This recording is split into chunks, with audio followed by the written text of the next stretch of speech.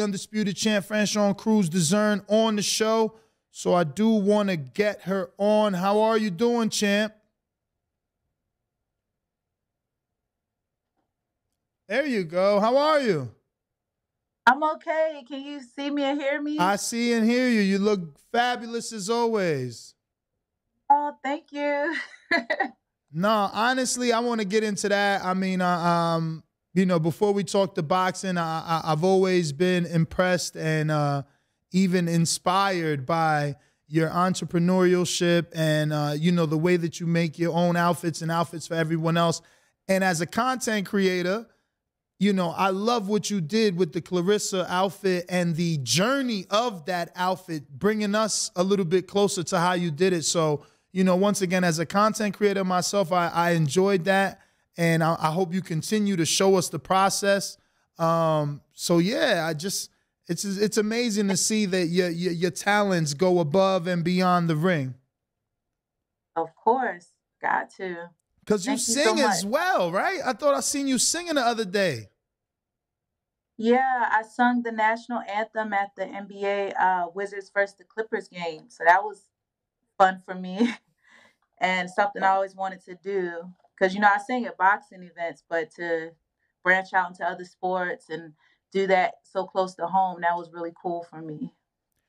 Now, I just want to keep you on our topic before we get into all the stuff that you got cooking. You know, boxing is a brutal sport, and everybody is a Monday morning quarterback, even though this isn't football. So, you know, the questions are, is Jaron Ennis a hype job? Was it just a bad night, or was Karen better than everyone thought? As a boxer that has to suffer this criticism and a spectator of the sport, what did you see and how do you feel?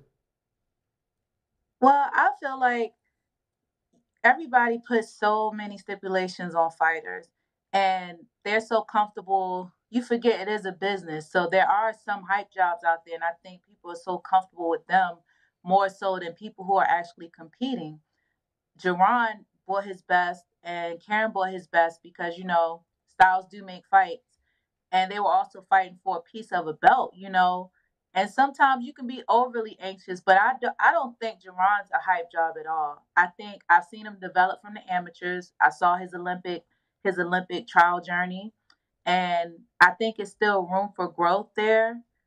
But I don't think he's a hype job. I don't at all. So, champ, I spoke to, now shifting to you, obviously, because I did want to give the subject just a little bit of the shine and let you get your answer off on it. But I did speak to the Costa Rican, oh my God, don't help me. Don't help me. This is sad because I just was with her at the WBC convention. Hanna Gabriels, and she's a heavyweight now. And since then, she was already saying this fight was happening. She talked to me not too long ago, said it was done. I had Lou DiBella on the show, and then he was trying to hold it tight. And I'm like, well, she just said it's done. And he's like, well, we're just waiting to announce it. So it sounds like you're moving up to heavyweight to become a two-time champ in a separate division. Two-division champ. And then I guess that's your question next, all right? Because you keep doing that. No, that's not my thing. That's like a thing. So, champ, you undisputed, right? You got all the belts. So are you a five times champ or are you undisputed? Because he wants to say every belt is a time. Every belt is a fucking time, champ. Every belt she got is a time. I'm in the same boat as him because I know at one point when I got the WBO and added it to the WBC, they were like, you're a two-time champion. So I really don't know. Don't get me to I don't know. I just go about undisputed right now. But I know I'm a multi-time world champion, but I'm just here. I don't know. Well, it'd be multiple divisions nonetheless if you do move up. That's a big fight and a common opponent with Clarissa Shields, but she's at a different weight. What's your thoughts on the potential matchup with you and Hanna Gabriels and moving up? Oh, when is the announcement for the fight?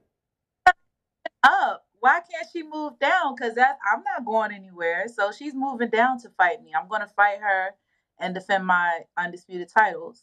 Oh, wow. Then I'll go up. So you're not fighting for her belt? No. Oh, okay. So that's definitely a twist. All this time, we thought you were moving up to heavyweight because we were under the assumption you only had to make like 176 for that fight, if that's true. Do you know? Yeah, but I'm the undisputed champion at super middleweight, and I want to keep elevating the sport of boxing. And she's a multi-division current world champion, and I thought that would be a great fight. Ooh. Okay, now you know I gotta ask then, why do you think she deserves the fight over your mandatory? I thought you were moving up. I wasn't even gonna bring this up, but now she's getting a shot at undisputed when someone is in line waiting at a shot. Yeah, so what is it, just because she's a bigger name? Well, she's a current world champion. She's a multi-division world champion. She's fought the current only 3-time undisputed champion. And it's just, for me, I'm about competing, and I'm going to handle all those other people afterwards, but this is the fight that I want. It's my show, and I earned the right to fight somebody I wanted to fight, and Hanna's the one. So this is a voluntary, or did she petition? Because I seen her at the convention, so we just want to know the details. Did she petition for a shot at you, or this is your voluntary defense? I want to fight her. Then I want to go take her belt. I also want to fight Savannah Marshall. I'm for big names and big fights. That's how I feel. And to insinuate ducking anybody or anyone, that is ludicrous. That is ludicrous. And you know, and I know. But all in due time. Like, I'm a supporter of women's boxing. I'm happy the person that you're speaking of is getting a great shot on a great card next month. And that fight will take place eventually, but I'm doing what I have to do for my legacy, for my history. That would be beautiful to have, that I defeated a multi-weight current world champion. Another one. And a common opponent with Clarissa, which could possibly build up the potential for a rematch there. Is that something you would be interested in, or have you guys, I mean, I know you've always been friends, but has that friendship blossomed so much where you won't fight again? Come on. I went to London, right? And I witnessed history. But you went calling for Savannah. Did you watch Clarissa's did you watch her press conference? Absolutely. Has no problem rematching me, just like I have no problem rematching her. But we have to get the bag. You forget that was the first we fought each other in our first fight. I don't forget. I was at ringside, and I was ringside for that. We always on this show remind people that you guys fought each other as debuts. That was on the Ward Kovalev 1 undercard. And then, you know, we also go on to say that even though you lost, you went on to become, you know, champion, then unified, and now undisputed. So the story is still just as great. Yeah, I mean, you have 2 established champions right now, right? And her journey, she's always chased other champions, just like me. You know, I went through a lot. I fought other former world champions, and when we do meet, we deserve to be compensated for it. And come on, we're both competitors. We have no problem. We will never duck work or any smoke. So, yeah, of course we want to fight again. I want that before I retire, put it that way. So I gotta ask, because you got a lot happening now. You know, obviously the Hanna fight is happening, but then is the contract that the next fights at her division, or is that just something you also want and hope can happen? Because you've mentioned it twice, so I just want to get that clear. I mean, just so we're clear, me and Hanna, that's my next fight. Okay? But it's not a 2-fight deal, is it? Like one at 68, one at her weight? It could be. I have to talk to my partner, Peter Kahn, and see what's on the table. And, you know, it's a lot that goes into these fights. But I'm chasing greatness. I want to fight Savannah Marshall. I would love a Christina. These are people who have built their brand and have put in work. And, you know what I'm saying, that they're worthy opponents as well. So are you thinking of vacating the WBC, or are they going to just give you another petition if Savannah wants to fight you? You don't have to beat around the bush. That I'm defending my titles. Once I defend all my titles, I'm well within my right to do whatever I want to do next. So it's not about ducking. It's not about vacating. I feel like I understand that you petition for another fighter, and that's great. Like, I want them to do their best Nah, too. I'm just trying to be clear because you just said it was a voluntary. So I'm just trying to make sure I get the facts right. It's a voluntary defense, which I'm entitled to. So then after that, what happens to the mandatory? Huh? So then after that, what happens to them? That's what I'm saying. So after you do this voluntary with Hanna, what happens next? We'll get there. We'll get there. I'm just so like, I'm amused that I'm being rushed into a fight when I already had 2 belts and I offered the fight, but they needed more time. So let's just keep it a buck. I don't want you to think that in any way I'm rushing you, and I don't want you in any way to think that I'm advocating. It's just this is what's happening now is like the female version of Canelo Jamal Charlo. Oh, that's cap. That is cap. That is cap.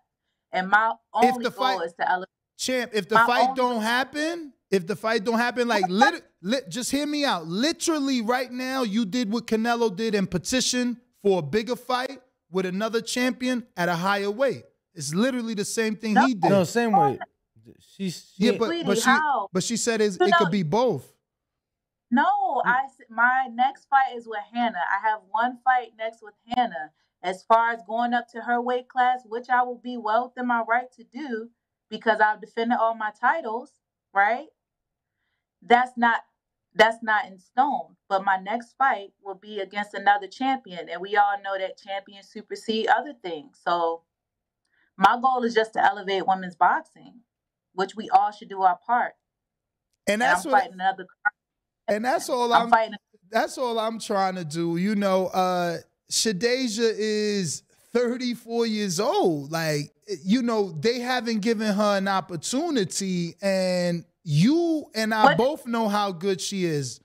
Hold on. That is cap. And I'm not going to get into this and make this the Shadasia show, right? Because I don't know her. But I know there was a time when I did offer. I always chase greatness. And when there was more competition in my weight class, I went to fight them. And they didn't want to fight. They needed more experience. They needed more time. So that ain't my issue. Look, I'm not going to harp on it. And that I'm going to believe you and say. No, go back to that. Let's go. I love that, champ. Let's go. Go back to that split screen. I want to see the champ with the glasses flipped up. Yes, because now she mean business. She's serious. So no, I'm gonna believe you. I'm gonna believe you and say that. I'm gonna believe. I don't want to be. But you said nobody gave anything to anybody. Nobody gave me a damn thing.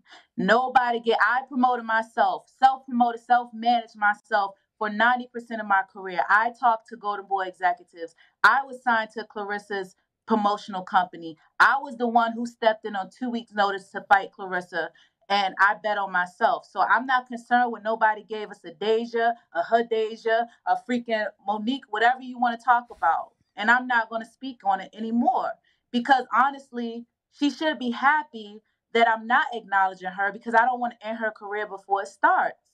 You got to think logically. Think logically. Build your brand, get your bag, and then you could get these hands. Anybody. Is she not the Boots Ennis of that division? I don't know what she is, but all I know is I'm fighting Hanna Gabriels. When is the Gabriels fight, champ? We got a date? Within months. Do we got a town? We got everything, but we're doing business. Like, we're doing business. Do we know the venue? Like the location, not the venue, but the location. Because I would love to go to Costa Rica. I would watch it in her hometown. You wouldn't go to her home? Because it's tropical. Because it's tropical, champ. So you could be like, what was it? A Matchroom just did one in Mexico. I ain't gonna lie, champ. I was just at the tank fight. I had to go shopping for more clothes because it's so cold. Too cold. Come on, I follow you on Instagram. You wouldn't love to be in a beautiful location for your fight? Guess not. You know, I'm not into fighting in gyms in foreign countries. I'm a undisputed champion. I just won my belts in Madison Square Garden. I pro debut in T-Mobile Arena. Stop playing with me, please. I'm sure they got more than gyms in Costa Rica. I'm sure. But I hear you. I hear what you're saying. Shots fired for real. Okay. So what happened with Savannah Marshall? Is she serious, or did anything come from the call out? Do you think that you can also get that fight? We were having talks with her promoter, and we kind of hit a brick wall, but I'm fighting Hanna Gabriels. I keep it moving. This train stops for no one. For sure. Can you talk about that performance with Savannah specifically? I know that Clarissa looked fantastic, but I feel like a lot of people expected more from Savannah, or at least her fans did. What did you see? I know what I was expecting. I mean, take it this way. When you fight subpar competition, right? Because she ducked me as well. She started at 168, was going to heavyweight, then she went to 160. But when you continue to fight subpar competition, when you fight souped up welterweights, when you pull people out of 2 years retirement, or you double back on someone who's been getting their ass whooped for the past 4 years to make a statement, it's going to show in the ring. So that is why competition or reaching for greatness is very necessary. Savannah is talented. When she was an amateur, she was very talented. She's strong. And certain fights bring out certain things in people. And I feel like after she's fought Clarissa and knew what it takes to continue to be a champion and had to deal with adversity, I know when I get a hold of her, it'll be a greater fight. I was call you Coach. Champ, are you still with Barry? Because that's why I went to Coach, because I'm automatically thinking about Coach Barry, because we just had Anthony Peterson on not too long ago. So you are with Coach Barry? Yeah, of course. Okay. Of course. You going to finish your career with him, you think? Yeah, of course. This is the difference, right? And this is one of the things B taught me and my husband, Glenn, right? He said, I can get fish for you. And this is a common saying, I can get fish for you, but I'm going to teach you how to fish. I want you to learn how to fish so you never go hungry.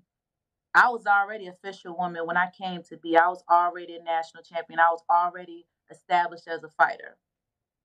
I've already, even as in my career now, I've always been in the driver's seat for my career because I wanted to educate myself and I learned. And, you know, when I had questions, I would ask Barry.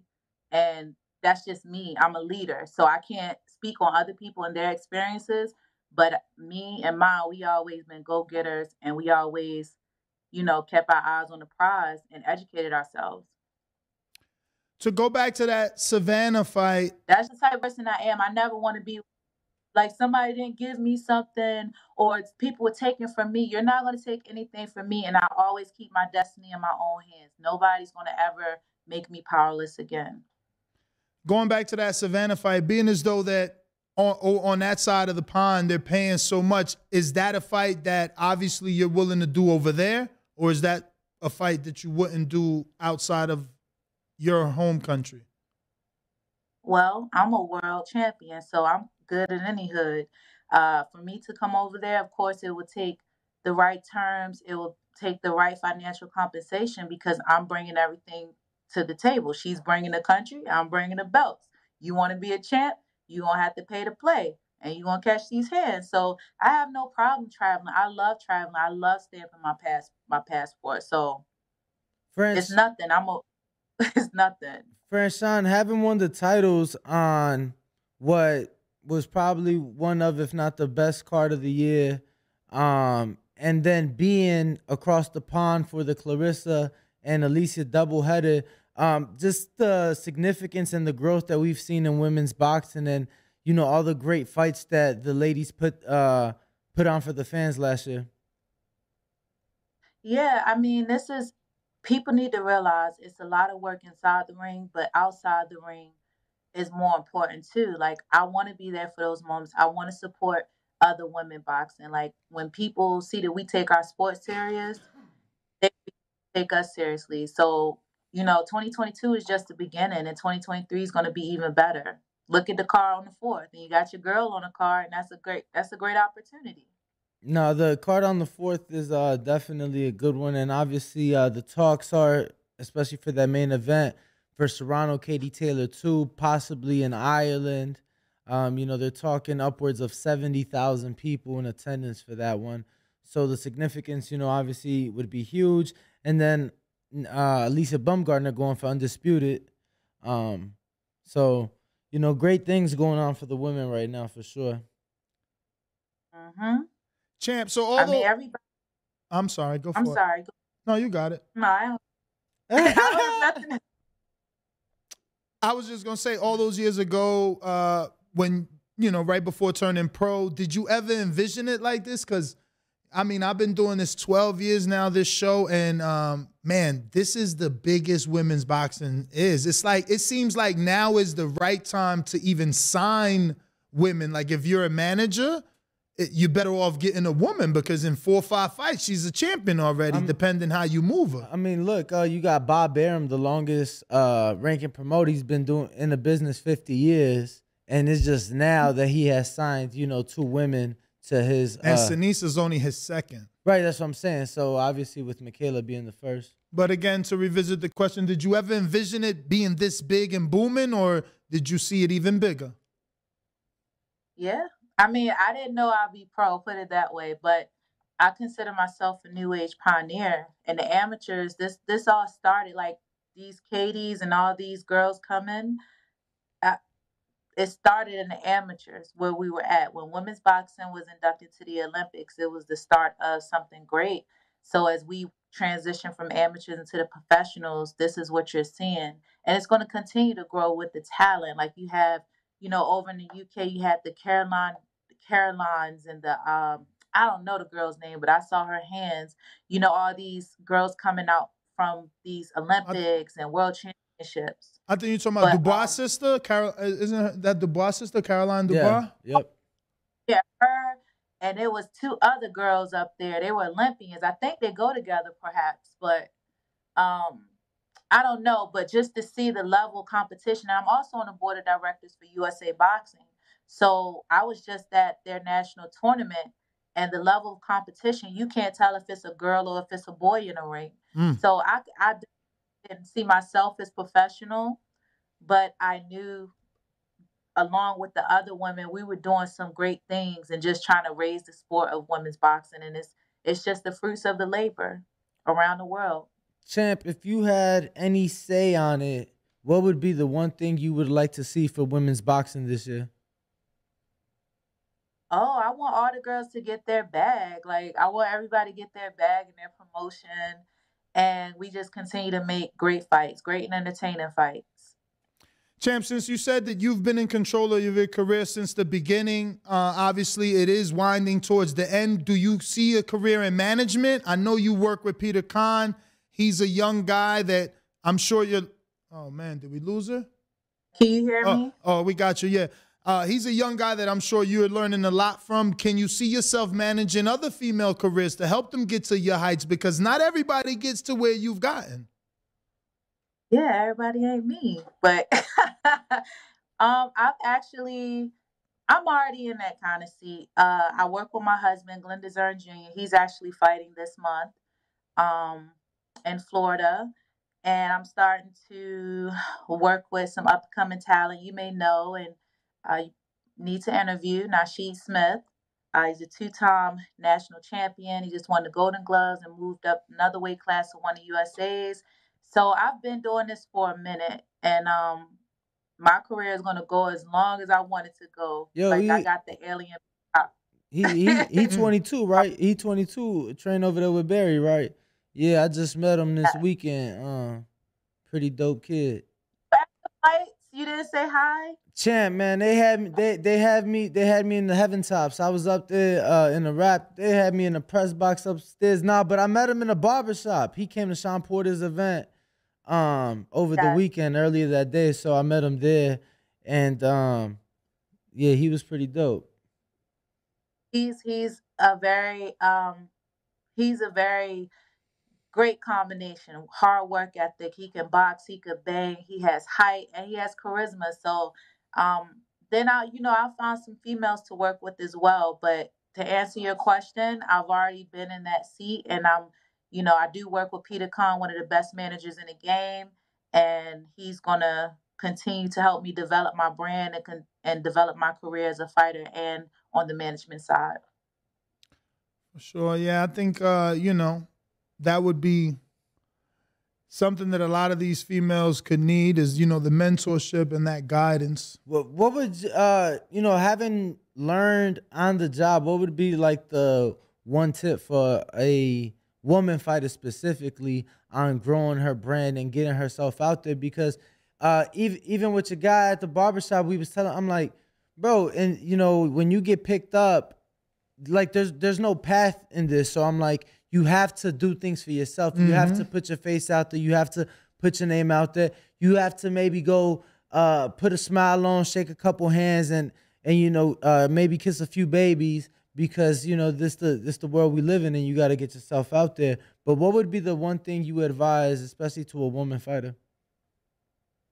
Well, educate yourself. Educate yourself on a business. Well, first and foremost, put the work in, because you can have all the publicity and all of that, and if you can't deliver, it's hard. They build you super high to fall really low. So put your career first and invest in your career as far as your work ethic. Educate yourself on the business. Do not be afraid to speak up for yourself. We're already females in a male-dominated arena. And like you said, you have to put yourself out there. People think things are given to me. That I invest. That's why you see me at fights. I invest in my career. I invest in my brand. And you have to have a clear vision of what you want. You can't just think because you see somebody else with something that's going to work for you. As you said, there is no blueprint. It's nobody like me. Like, yeah, you have Clarissa, who's a beautiful big black woman who's successful, but me and her paths are two totally different things. And even with her, and even with her, like she created the path. She was the first one to ever do it. It was like the first. You know what I'm saying? So it was like, now we don't even know if the Olympics are gonna be available 2024 in Paris or 2028 here in the US. Like, it's unfortunate. And even her path could have been better. I was the big dog before she came. So, I was there every step of the way through her Olympic thing, and she took it and ran with it. And like you said, there was no blueprint. And it's just, that's why we have to be vigilant in what we do now as women and professional, getting eyes on the sport, having great fights, standing for something, because if you fall for anything, then you're going to get anything. But yeah, you just got to keep pushing.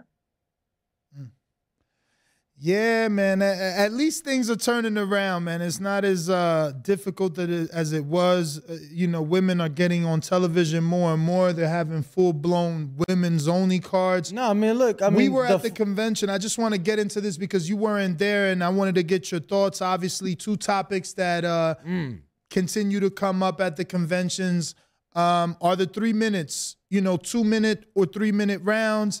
The other alternatives some females are saying are, instead of 12 rounds, 2 minutes. Yeah, instead of doing 10 3-minute rounds, starting at 12 2-minute rounds. What are your thoughts? Because obviously, champ, I've been in a lot of gyms, and I swear to God, I've only seen one woman spar 2-minute rounds, and after she did, I bet on her to get knocked out, and she did. So, I'm sure you doing. Excuse me? Who got knocked out? The girl Jessica McCaskill fought. Jessica McCaskill fought her. It was like before Chantel, I believe. But nonetheless, I'm sure you at Barry's doing 3 minutes at least. With men. With men, more than likely, right? Yeah. So, what are your thoughts on that? Would you be okay to it? And what are your thoughts on the possible 12 2-minute rounds? Uh-oh, she froze. Well, especially with the WB. Can you hear me? Yep, we do you now. back. Okay. with the WBC, they, we've been talking about this since I think the 2019 convention, as far as having fights that's equivalent to the men, and they say the science behind that. But for us, I feel like if we're not getting paid more, we shouldn't fight more. But I've come to the realization I'm okay with the 12 2-minute rounds. I'm okay with that. I think that's a good step in the right direction, because some sanctioning bodies aren't going to allow the 3 minutes for women. But I think 12 2-minute rounds is pretty good. I'll do that. I'm good with that. Yeah. Whatever they put, I'm gonna throw down. But yeah.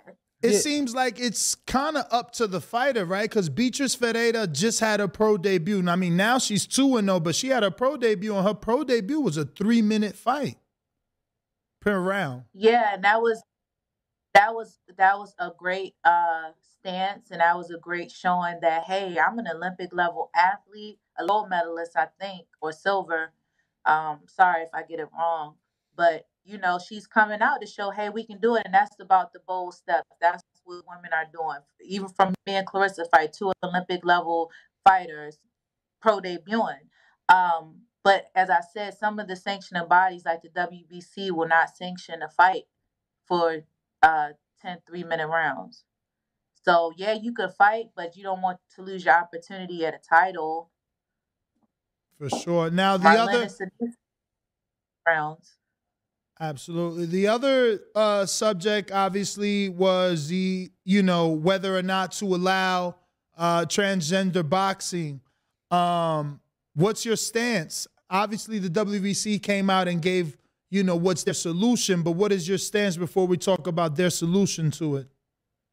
Oh, that has nothing to do with me, long as the person across the ring from me, and I hope for any other fighter, is clean, drug-free, and I just want an even playing field across the board. That's especially with your experience, champ. Wait. But you didn't distinguish gender, so you're saying it doesn't matter as long as they clean? No, I said an even playing field. So if I'm a woman, if I'm a biological woman, I would prefer to fight a biological woman who is clean of any enhancements or anything that will, make them different from me. I just want the even. Also for the men too. So, we've had instances like one of my former friends in boxing. Well, we're cool still, but they decided to transition, but they transitioned and fought into the gender that they prefer to identify as. But I mean, I think for the safety of everyone, I feel the fighters should just it should be even all across the board. And since Danny brought up your experience that truly isn't anything to do with this, I did want to touch on it because outside of her testing positive, I thought that was an amazing fight. One of those like Gotti, one of those fights, that was an amazing fight. I felt horrible that, she cheated you. And remember, I interviewed you and warned you. I said, Champ, you better check because I could tell something was cooking. And damn, I hate that I was right. But, I still also hate that she tested positive because, I guess ultimately my question is, are you mad that it ended up that way because you can't fight her again? That's a Wilder Fury type fight for me. I wouldn't mind seeing you fight her again and even again unless you knocked her out. I know maybe for you as a fighter, having a fight in such a brawl, you probably don't want to do it again. Right. But for us as fight fans, that shit was a classic outside of her cheating. If you got to cheat for a whole year just to get a weak split decision that you really didn't deserve, you don't want to see me not with the drugs. So, I mean, of the fighter and me, hell yeah. I even said, as soon as the fight was over and I did an interview on my phone, I said I wanted a rematch. I want a rematch because in my heart, I didn't feel that I lost. But due to the circumstances, the universe corrected everything for me. And yes, it's a traumatic situation. And if my experience had to bring light to some injustice in this sport, that's so be it. And look, now everybody would have an opportunity to compete. But I know that you got to cheat for a year. You don't want to fight me without it. So you're saying she was in training for a year for you for that fight? Gee. We were supposed, when I fought and won my first WBC title, her promoter was right next to me. Like, he was there ringside. We were originally supposed to fight in September, when I won my WBO belt, but all of a sudden, the day before we supposed to weigh in, they couldn't come. They couldn't make weight. So I already knew what was up. And then months later, we fight and this happened. So I was hip. Do you think going through that situation, and I don't mean any of the testing, negative, I mean just that type of, brawl of a fight, you think that you've learned from that and you won't be in that situation? You'll be able to hypothetically do a Tank Isaac Cruz, more pivots, box more, or sometimes you just gotta fight? I mean, I think I started off too aggressive, but I feel like in order for me to survive, I was like a ballerina and I was still throwing combinations. I was hurt for like 3 or 4 rounds before I ever got my wits back. Wow. So I think, and I was landing combinations. So my style is just my style anyway. I'm never going to appease anyone because they're going to think I should fight this way or that way.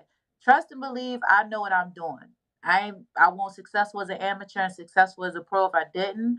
But of course, I learned just to be more disciplined, listen to my corner, and my next fight was better. And I was 2 days off of COVID, so it's always. I want to be clear. I never thought you did anything wrong in that fight. I don't think that was an amazing fight. Like, you showed tremendous heart. And just to find out after the fight that she wasn't even clean and you was able to do that to someone that wasn't on the even, like, nah, you showed an amazing, that was, I'm just mad that, obviously because she wasn't clean, she retired too. It was just everything so strange. It's so sad that, like, I get it. She felt shame. It was nothing I did. I mean, honestly, it was a little slap on the wrist as far as the punishment, but I just keep it moving. Nobody stops this train. And, that's why I always strive for greatness. And, every time I get in the ring with somebody, I will hope they bring the best out of me. And that's why I'm going to keep fighting. Champ, is Claressa Shields, is that who you see, like, having maybe a trilogy with, and really stamping your name in the books and riding off into the sunset? Is that your super fight? Yeah, your super fight, I guess, because you guys obviously faced each other, pro debut. Like I said, I was ringside for that one, so I would love to see you guys run it back. Well, I mean, it's an honor to already be in the history books. And I mean, she's done so much, and that's one of we're friends outside the ring, but that's one of my favorite dancer partners because she has something in her that I see like a little me, because I know how hard-headed and stubborn I am, but that girl really, when she talking, she really mean it, and she gonna die trying to do it. So I respect that because that's how I'm built. But yeah, I mean, if the opportunity and the money is up for it, fine. Yeah, we just have to make sure people support it. Like, I think we're worth, especially her, and I think we're worth it. People know they're gonna get a great show, Mm-hmm. And I mean, let me just, what weight realistically would that rematch take place for you? Champ, you hear us? Oh, say one more time. It like messed up a little.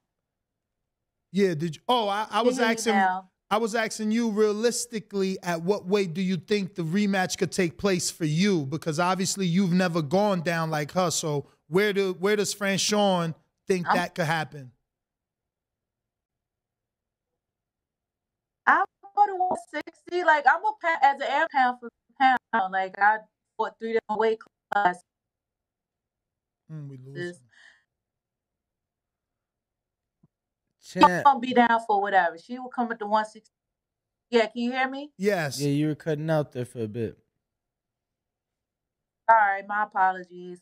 I know how she's built, and I know she'll come up to 68. And if it's, I'll come to 60. I have no problem, not at all. It's whatever. Bad. That's great news. Well, champ, I think that's all our questions. I don't know. Do you have anything else, Danny? Nah, that's it for me. Actually, we have some questions from the people. Oh, if you have Patreon. time. I got in the Okay, cool. 504. You see how It's only 3. Ruin the 504. What's holding women's boxing back from gaining more relevancy? Well, I think what we do, I think we put on great performances. We have to get the fans to support. We need our male counterparts to support. We need other sports to support. Like if you were there this weekend and saw Tank fight, how he brought everyone out. We would hope that other influencers and celebrities come and support us as well. But we got to get the promoters to put us on and just, keep fighting. I have Brandon in Houston. You've already answered this, but I want to shout him out. He says, what's your thoughts on the announcement of the transgender division in the WBC? You've already spoke on that. James Valdez, San Antonio, Texas says, non-boxing question. Are you a pet lover, dogs or cats? Yes, I am a proud cat mom of 2, Mr. Hash Brown and TJ3, and they are the best cats. They're the realest. And yes, I love animals. They're like better than humans. Well, champ, that's all our questions. I want to thank you, obviously, for coming on. Please give out your social media for anybody crazy enough not to be following you. But thank you once again. Yes, you guys, thank you for having me. The Boxing Voice. I'm glad we got to chat. Appreciate But it. you can follow me on Instagram and at the HH Diva. That's THEHHDIVA. And I'm on TikTok. I'm not that cool, but I'm up there. So thank you guys, and you have Champ, a great day. really quick, what was the date for the fight again? The date. What was the date again? It's it'll be in March, but once I get all the facts, because we're still putting it together, once I get it, you guys will know. Okay. And remember to keep dropping content on the First quarter 20. remember to keep dropping content on, your I other will. Yeah, because I'm definitely locked into that. Thank you, champ. Thanks, guys. There you have it, ladies and gentlemen. Franchón Crews-Dezurn, world champion, undisputed champion, taking on Hanna Gabriels. I can't wait for that. YouTube family, don't forget to hit that like button. Subscribe to the YouTube channel. Help us get to that 1 million subscribers. We're on the road to 1 million. And obviously, we have other great content on our Patreon channel. So since this video is over, head on over to our Patreon and check out all the exclusive content or right here on our YouTube members.